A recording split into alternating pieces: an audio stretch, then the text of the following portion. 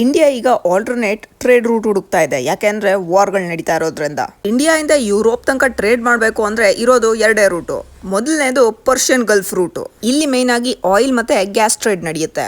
ಇಲ್ಲಿ US ಅವರು ಮತ್ತೆ ಇರಾನ್ ಅವರು ಜಗಳ ಮಾಡ್ತಿದ್ದಾರೆ. ಇದಕ್ಕೆ ಆಲ್ಟರ್ನೇಟ್ ಇನ್ನೊಂದು ರೂಟ್ ಇರೋದು ರೆಡ್ ಸಿ ಇಂದ.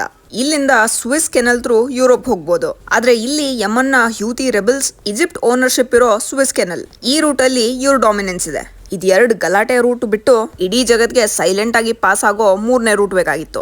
ಈ ಮಿಡಲ್ ಈಸ್ಟ್ ಅಲ್ಲಿ ವಾರ್ಗಳು ಏನ್ ನಡೀತಾ ಇದೆ ಅದರಿಂದ ಬೇರೆ ದೇಶಗಳಿಗೆ ತೊಂದರೆ ಆಗಬಾರ್ದು ಅಂತ ಅದಕ್ಕೆ US ಅಲಯನ್ಸ್ ಇರೋ ಕಂಟ್ರಿಗಳೆಲ್ಲ ಸೇರ್ಕೊಂಡು ಮೂರನೇ ರೂಟ್ ರೆಡಿ ಮಾಡ್ಬಿಟ್ಟಿದ್ದಾರೆ. ಇಂಡಿಯಾದ ಕಾಂಡ್ಲಾ, ಮುನ್ರಾ ಇಲ್ಲ ಮುಂಬೈ ಪೋರ್ಟ್ ಇಂದ ಸೀದಾ UAE ಜಾಬೇಲ್ ಅಲಿ ಪೋರ್ಟ್ ಹೋಗೋದು. ಅಲ್ಲಿಂದ ರಿಯಾದ್ ಇಂದ ಜಾರ್ಡನ್, ಇಲ್ಲಿಂದ ಇಸ್ರೇಲ್ ಅಲ್ಲಿರೋ ಹೈಫಾ ಪೋರ್ಟ್. ಇದ್ರ ಓನರ್ ಬಂದು ಅದಾನಿ ಅವರು. ಇಲ್ಲಿಂದ ಸೀದಾ ಪಿಯರ್ಸ್ ಪೋರ್ಟ್ ಆಫ್ ಗ್ರೀಸ್. ಈ ತರ ಯಾವುದೇ ಟೆನ್ಷನ್ ಇಲ್ಲದೆ ಇರಾನ್, ಈಜಿಪ್ಟ್ ಮತ್ತೆ ಟರ್ಕಿನ ಬೈಪಾಸ್ ಮಾಡಬಹುದು.